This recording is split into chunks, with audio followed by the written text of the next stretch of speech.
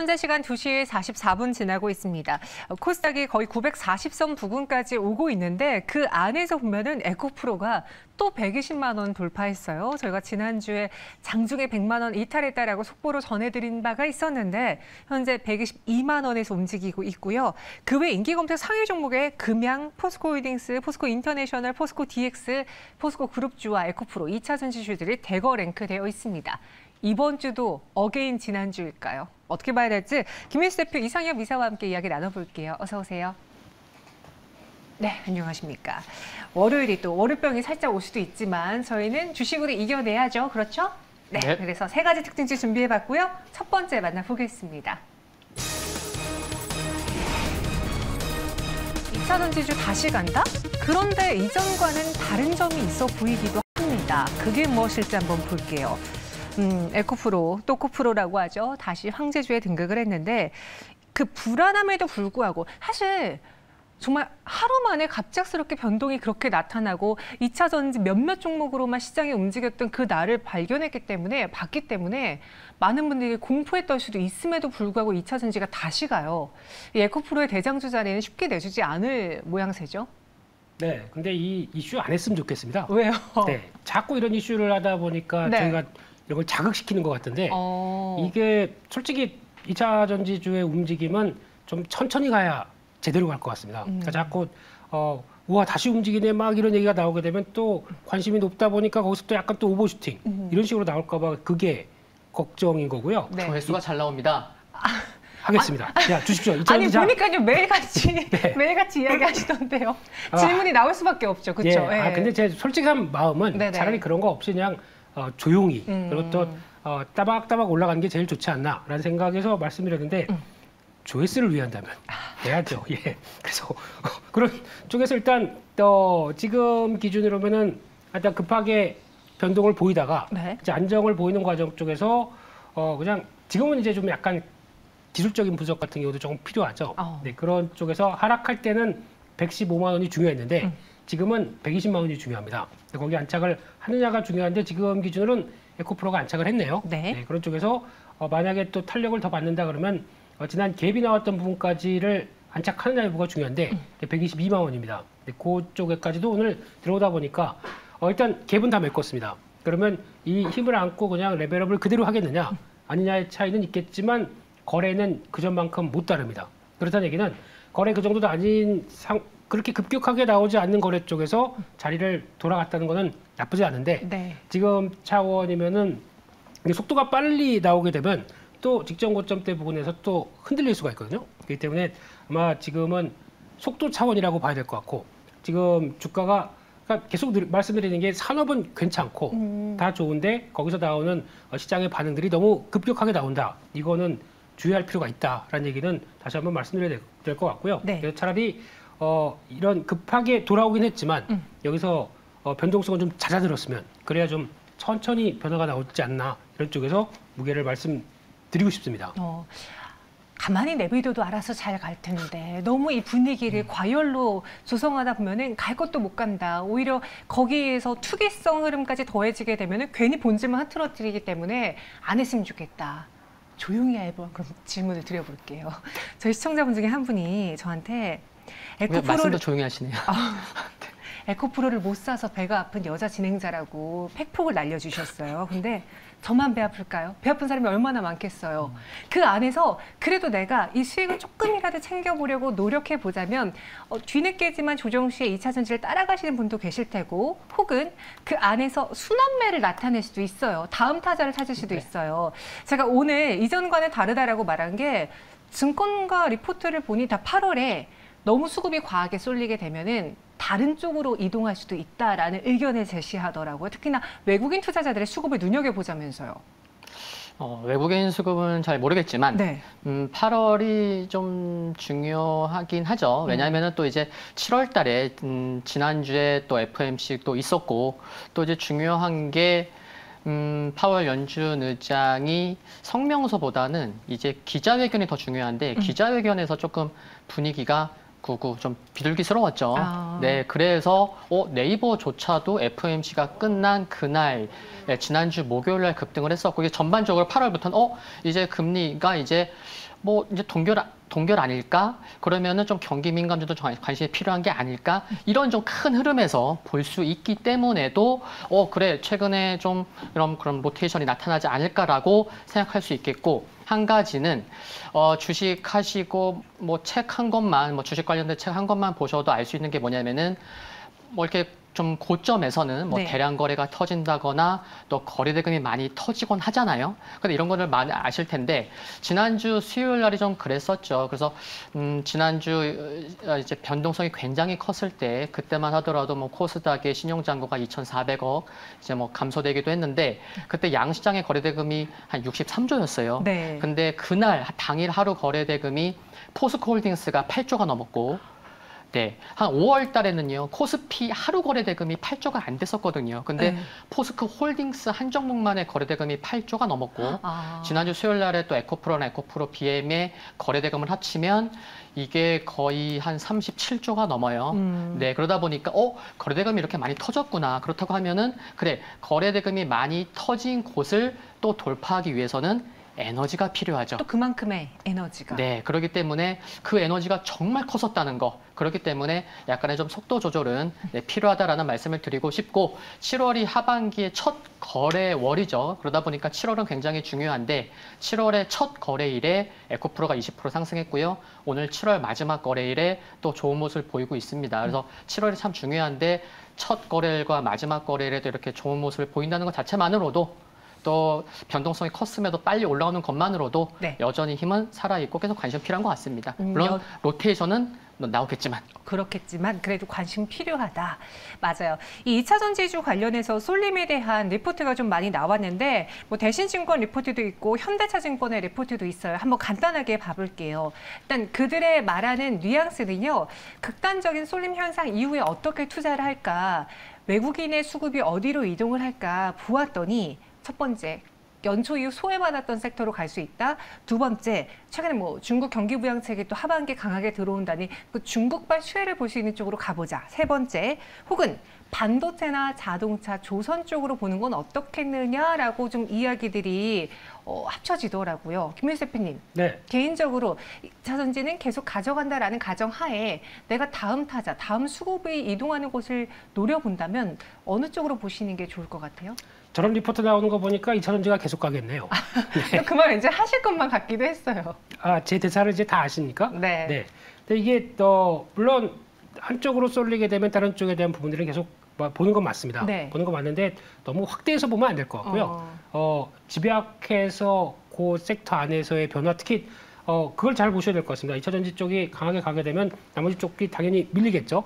밀리는데 중요한 거는 밀리는데 밀리지 말아야 될 라인들이 있습니다. 그 정도를 잘 지켜주는지 보고 대응하는 게 제일 좋겠죠. 근데 그런 쪽에서 차라리 지금은 한 번 더 레벨업을 시도해서 다시 전고점대다 이런 식으로 시도할 때 키 맞추기가 나오는 것도 한번 생각을 해봐야 될 것 같습니다. 키 맞추기요? 네, 그래서 2차 전지 내에서 최근에 그래도 강한 쪽을 본다라고 하게 되면 눈길이 가는 게 WCP입니다. 이 회사도 이번에 실적 나온 거 보니까 잘 나온 것 같거든요. 네. 네, 그런 쪽에서 다시 부각을 받는다라고 하게 되면 그동안 공장 가동률과 함께 흑자 전환 쪽이 좀 늦어졌다가 다시 나오기 시작하는 분위기의 분리막 업체 같은 경우는 이런 쪽도 한번 새로운 탄력 받지 않나라는 쪽에서 흐름들 체크하셨으면 좋겠고요. 두 번째는 LNF입니다. 네, 이 회사도 참 억울한 회사. LNF요? LNF요. 네. 네. 억울하죠, 솔직히. 억울하죠. 네, 그런데 이런 쪽이 반영이 되면서 움직일지에 대한 후속 매수세를 보는데 아마 후속 원래 약한 종목들이 계속 약하지라고 생각할 수 있는데 혹시나 변화가 되면서 탄력 받게 되면은 그런 것들은 지금 자리에서도 따라가도 되지 않느냐라는 쪽인데 중요한 거는 이런 자리 쪽에서는 종가가 고가로 끝내야 되거든요. 네, 그런 힘이 있는지를 좀 살펴야 되는데 그게 아니다라고 하게 되면 역시 약한 건 약해라고 밖에 시장이 안 보고 있기 때문에 그런 어떤 탄력들을 지금 그 안쪽에서도 몇 종목들은 눈여겨봐야 될 필요가 있지 않나 생각됩니다. 오히려 김민수 대표님은 계속 이렇게 증권가에서 다른 섹터 언급하는 게 난 좀 오히려 불편해. 그냥 2차 전지 안에서 키 맞추기가 나타날 수 있으니 다른 쪽을 보겠다라며 두 가지 종목을 이야기해 주셨고요. 이사님. 그렇게 얘기하는 사이에 또 쭉 빠지대요, 지금 에코프로는. 그래요? 네, 120만 원이 이탈했습니다. 오늘 시장 안에서도 또 에코프로의 변동성은 계속 나타날 예정인가 봅니다. 조금 전에 122만 원이라고 말씀드렸는데 119만 5천 원. 갑작스럽게 저렇게 음봉이 또 분봉으로 나와 버리면은 지난번에 한번 저희가 겪었던 그 공포가 있기 때문에 투자 심리를 또 휘청거리게 할 수 있거든요. 에코프로. 근데 너무 여기서 흔들리지는 말고 이게 갭을 메워서 그런 겁니다. 갭을 네, 메워서? 하락 갭을 메웠기 때문에 일단 단기 목표는 치였다는 쪽으로 나오는데 네. 제일 중요한 건 종가겠죠. 종가. 네. 종가로 120만 원 지키는지가 중요하다. 네. 그렇고요. 네. 이상규 이사님, 네. 아예 눈을 섹터 밖으로 본다면은 그 수급으로 함께 8월에 우리가 눈여겨봐야 될 섹터가 있을까요? 이제 뭐 금리 쪽에서 미국 긴축 좀 변화 나올 수 있으니까 약간 이제 경기 민감주 쪽으로도 이제 말씀을 드렸는데 네. 그쪽으로 볼 섹터는 정말 많은데 그 중에서 오늘도 뭐 이제 지난 화장품 섹터도 좀 볼만한 것 같습니다. 왜냐하면 오늘도 들어오기 전까지 실리콘2 몇몇 종목 좀 강했는데. 화장품 섹터 내에서도 빅2가 있죠. 아모레퍼시픽이랑 LG생활건강이 있는데 LG생활건강은 실적 굉장히 저조했고요. 그러다 보니까 좀 주가도 엇갈리고 수급도 마찬가지인데 아모레퍼시픽은 2분기 영업이익 순이익 흑자 전환했거든요. 또 이런 가운데에 그동안 또 중국 경기 좀 위축됐다 보니까 펀더멘탈이 크게 변한 것 같지는 않은데 그러다 보니까 좀 상대적으로 소외감이 있었고 그럼 2분기 실적 발표 기대감 지금 뭐 중소기업 같은 경우는 3분기까지도 지금 기대된다고 하고 있어서 2분기 실적도 발표가 되면 1분기도 좋았는데 그래서 조금 실적과 관련돼서 화장품 섹터에 좀 관심 필요할 것 같고 또 한 가지 또 긍정적인 거 말씀드리면은 그 이제 화장품 이제 많은 소비자들이 찾아가는 곳이 CJ 올리브영이잖아요. 네. 근데 CJ 올리브영이 최근에 그 이제 럭셔리 브랜드를 또 이제 새 단장했습니다. 그래서 럭스 에디트라고 네, 그래서 그쪽에 뭐 인디 브랜드나 또 이제 정통 이제 프리미엄 브랜드를 함께 팔 수 있을 텐데 뭐 기존의 수요도 있는데 많이 찾아가다 보니까 그러면 또 이제 화장품 전반적으로 이와 같은 것도 뭐 중요한 것 같습니다. 아예 그냥 CJ 올리브영에서 그동안은 좀 저가형 브랜드, 인디 브랜드가 많았다면 이제는 좀 고가품까지도 네. 같이 또 마케팅을 하게 되면 화장품 전반적인 업황에 대한 분위기가 더 좋아지지 않겠느냐라는 네. 의견까지 들어봤어요. 그래서 관심 섹터로 화장품도 전해드리겠습니다. 그런데 오늘 뭐니 해도 네이버, 카카오에 대한 성장주 기대도 있지 않을까 싶어서 두 번째 특징지로 네이버 준비해봤습니다. 만나보시죠. 하반기 더 뜨거운 실적, 네이버 장중에 7% 넘게 상승을 했습니다. 제가 방송을 하면서도 이제 다른 경제 방송에서 어떤 종목을 다루나 실시간으로 확인을 해요. 네이버가 많은 곳에서 거론이 되더라고요. 그도 그럴 것이 이 하반기 실적에 대한 기대 때문에 오늘 장대 양봉이 나왔고 지난주부터 움직임이 심상치는 않았어요. 이번 실적 무엇이 가장 효자 노릇을 하게 될까요? 왜 오늘장 이렇게 강하게 오른 겁니까? 네, 중요한 거는 이번 주 금요일 날 실적 발표를 한다는 거 체크 필요할 것 같고요. 그리고 2분기 실적이 뭐 컨센서스나 뭐 여러 또 증권사의 뭐 당사 추정치 그런 그쪽도 좀 상회할 것으로 전망이 되고 있는데 1분기 여러 사업부가 있는데 1분기에 매출액 비중을 살펴보면 일단 가장 큰 비중을 차지하는 것이 서치 플랫폼 37.4% 기록했고요. 비중. 그리고 두 번째가 이제 커머스가 26.6%를 차지했었는데 이번에 좀 전분기 대비 1분기 대비해서 이제 광고나 이제 커머스 좀 매출 증가가 좀 예상되고 있습니다. 그리고 이거 굉장히 중요한데요. 이번에 영업이익률이 네. 15%를 과연 회복하는지 여부가 굉장히 중요할 것 같아요. 왜냐하면은 그 네이버의 고점이 2년 전 7월 달이었거든요. 7월 달이었는데 왜냐하면 그 21년, 그러니까 2년 전 3분기에 영업이익률이 20.3%였어요. 네. 근데 그때 영업이익률이 고점이었어요. 근데 주가도 그때 고점이었네요. 그래서 영업이익률이 계속 하락하고 있었고 뭐 그래서 작년 4분기랑 올해 1분기 영업이익률을 보면 14%까지 내려왔거든요. 네. 근데 전망을 보면 15%를 약간 좀 올라설 것 같기도 해요. 그래서 만약에 15% 회복을 한다면 무려 8개 분기 만에 상승입니다. 네, 그렇게 굉장히 중요하다. 그래서 그 부분 초점 맞추시면 좋을 것 같고 물론 이제 당연한 거는 8월 24일 날 이제 하이클로버 X 출시 기대감이 전반적으로 좀 기대감을 좀 갖게 하는 것 같습니다. 네, 그래서 지금 네이버를 둘러싼 그 분석들을 보면은 안 좋은 이야기보다는 기대감이 훨씬 더 힘을 내고 있거든요. 하반기 뭐 실적도 그렇지만 방금 말한 하이퍼클로버 X도 그렇고 여기에 하반기 또 전반적으로 미 FOMC에서 금리 동결, 중립금리 선언이 나온다면은 그동안 못 간 성장주로 우리가 시선을 줘야 될 때가 드디어 온 것이다라는 이야기가 많던데 또 이렇게 좋은 이야기만 나오면은 주가 올라가지 않을까요? 타 방송에서 제가 한 얘기를 그대로 얘기를 하시는군요. 아, 제가 또 모니터링을 열심히 하니까요. 예, 네. 예, 감사합니다. 네. 예, 그래서 일단 목요일 날부터 변화가 들어오기 시작했습니다. 네, 그렇다는 얘기는 FOMC 끝나고 바로 변화가 들어오기 시작하죠. 그렇다는 얘기는 금리가 거의 다 왔다. 그러면은 다 온 상황 쪽에서 성장주 그동안 고통받은 종목들의 변화가 좀 들어야 되는 거 아닐까라는 쪽에서 먼저 플레이가 나오기 시작했다는 게 네이버의 움직임의 첫 움직임이었다라고 보여지는데 그런 쪽에서 그러면 이제 성장주에 대해서 관심이 높아지는 상황이죠. 그런 쪽에서 한때 2분기 실적 가지고 말이 많았습니다. 몇몇 증권사는 아니다, 예상보다 안 좋을 거다. 최근의 트렌드는 아니다, 좋을 거다. 누가 맞느냐가 중요한 게 아니라 지금 그 정도의 논란이 많을 만큼 실적의 회복 속도가 나오느냐가 중요할 것 같은데 근데 네이버 뭐 카카오 마찬가지로 네. 성장주입니다. 성장주기 때문에 아까 이상엽 이사님 말씀하신 것처럼 떨어지면 안 됩니다. 그러니까 적어도 최소 유지는 돼야 방어를 할 수 있겠는데 그게 작년 3분기 때 나왔던 실적을 보니까 그때 떨어지기 시작한 게 영업이익률 16.05%에서 떨어지기 시작하다 보니까 거기서 타격이 좀 컸었죠. 이 부분이 회복되는 기조가 확인되게 되면 일단 주가 낙폭 과대 때문에 움직이는 여러 가지 현상들이 나오는데 중요한 건 그렇다고 하더라도 약간 24만 원, 25만 원을 돌파하기 위해서는 금리 자체도 확신이 들어야 되겠죠. 네. 다 왔다. 그리고 인하 가능성에 대해서 뭔가 좀 분위기가 나오는 게 확인이 돼야 될 거고 거기다가 실적 관련된 부분들 확인돼야 될 거고 네. 그러면은 계속 변화는 나올 텐데 하이퍼클로버 X 같은 경우는 일단 개인적으로는 아직은 물음표입니다. 아직 물음표예요? 네, 이게 뭘 어떻게 보여줄지를 모르겠습니다. 돈을 어떻게 벌 것이냐 이거. 빙고. 네. 가장 중요한 건 AI를 통해서 성과를 내야 됩니다. 네. 근데 비용만 들어가고 잡혀 있다라고 하게 되면 시장이 그렇게 또 크게 안 쳐줄 수가 있기 때문에 그 부분도 한번 체크를 하게 되면 여러 가지로 실적에 대한 변화를 볼 수는 있겠지만 그래도 다른 것 다 떠나서 실적만 레벨업이 되는 모습들이 확인된다라고 하게 되면 계속 플레이는 가능할 것 같습니다. 지금 시장에서 하이퍼클로버 X를 굉장히 기대하고 있는데 이걸 가지고 네이버의 주가가 완벽하게 달라지기 위해서는 어떻게 그걸로 돈을 벌 것인데 라는 물음표에 대한 정확한 해답을 줘야만 할 것 같습니다.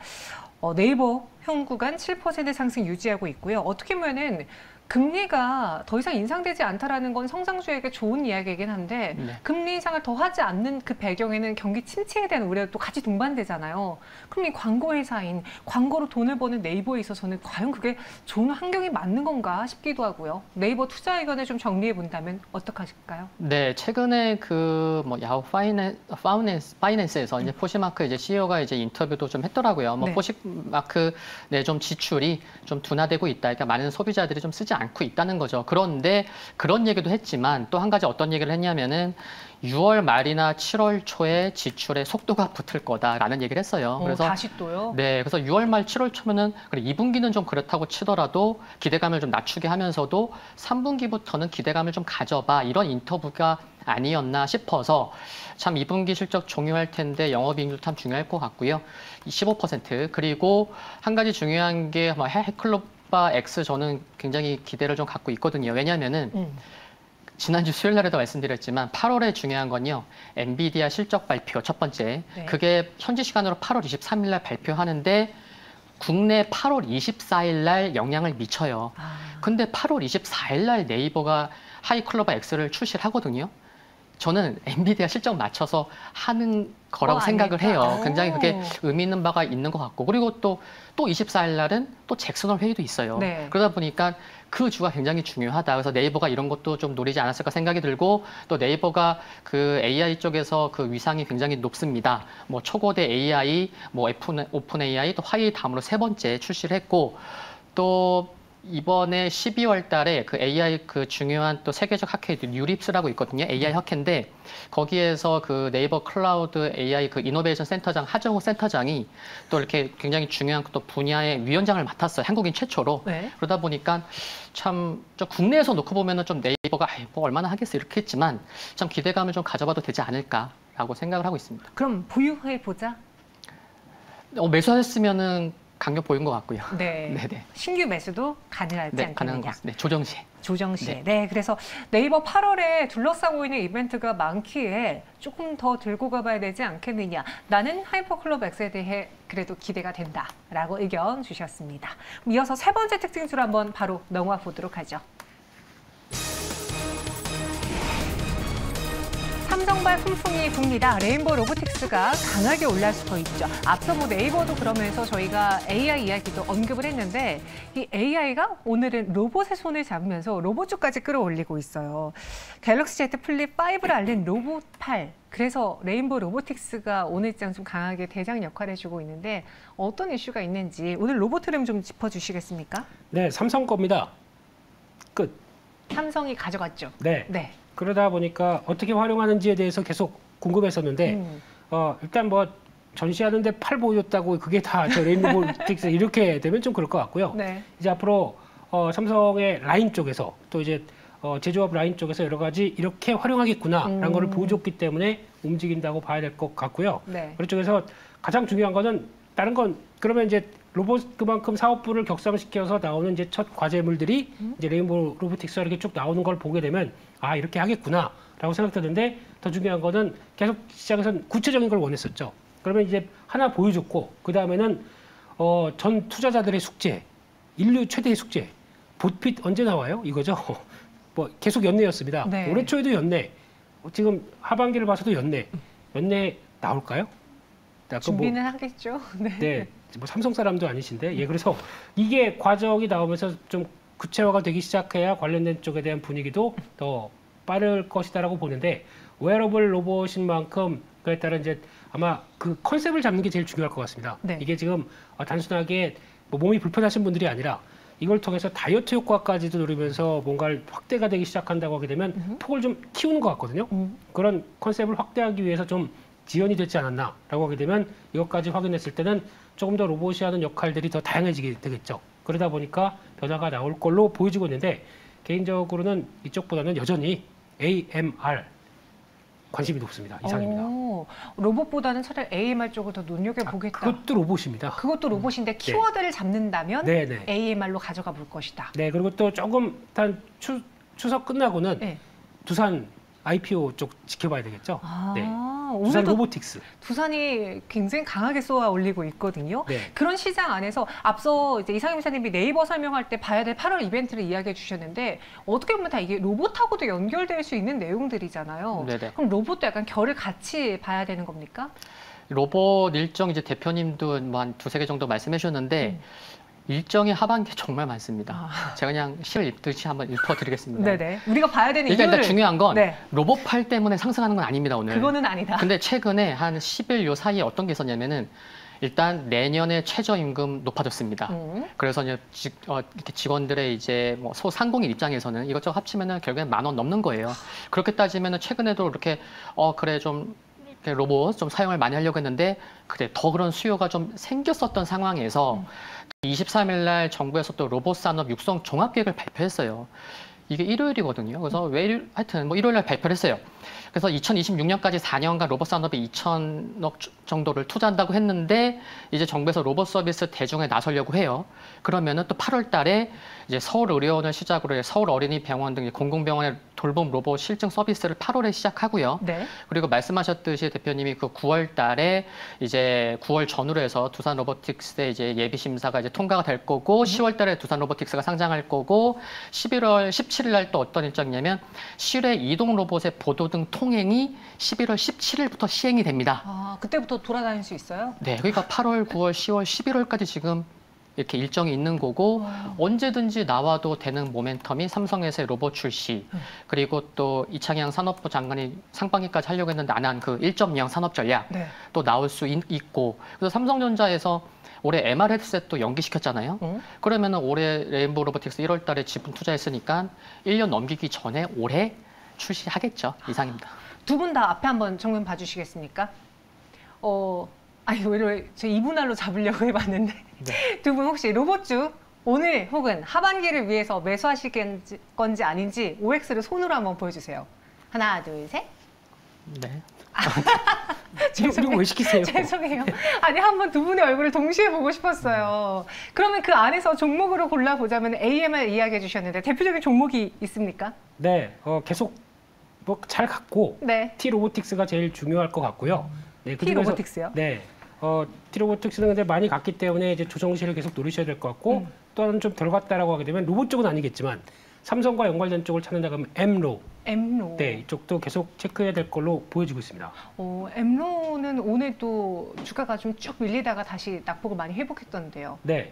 그 경고 딱지가 풀리게 되면 더 다시 갈까요? 그렇게 했고요. 이제 삼성 SDS가 AI 쪽에서 뭔가 진심으로 바뀌었죠. 그러면 그를 담당하는, 그러니까 즉 이게 인수를 해서 삼성그룹 전반적으로 뭔가 쓸모로 있다 보니까 다 인수를 했다고 봐야 될 것 같고, 그럴 쪽에서 엠노가 뭘 보여주겠느냐라는 부분들을 봤을 때는 계속 또 AI와 결합된 성과를 내는 업체 쪽으로 확인해야 될 것 같습니다. 엠노까지. 이상엽 이사님의 관심주는요? 네, 그냥 기본 로봇주 중에서 일단 기술력 있는 레인보우 로보틱스, SPG, 뉴로메카. 유로메카까지. 이렇게 세 개만. 네. 그 세 개 중에서 유로메카의 사이즈가 가장 좀 작지 않나요? 매우 기술력이 있어서 언제든지 또 이제 여러 또 회사들의 또 이제 M&A 관련된 이슈가 나온다고 하면 네. 또 이렇게 관련된 소식도 좀 몇 개월 전에, 수개월 전에 좀 있어 왔었죠. 그래서 SPG 포함해서 유로메카까지 눈여겨보겠다 이야기 드렸습니다. 두 분 오늘 제가 장난도 많이 쳤는데 다 반응해 주셔서 너무 감사드리고요. 퇴근하세요. 보내드릴게요. 고맙습니다. 네, 감사합니다.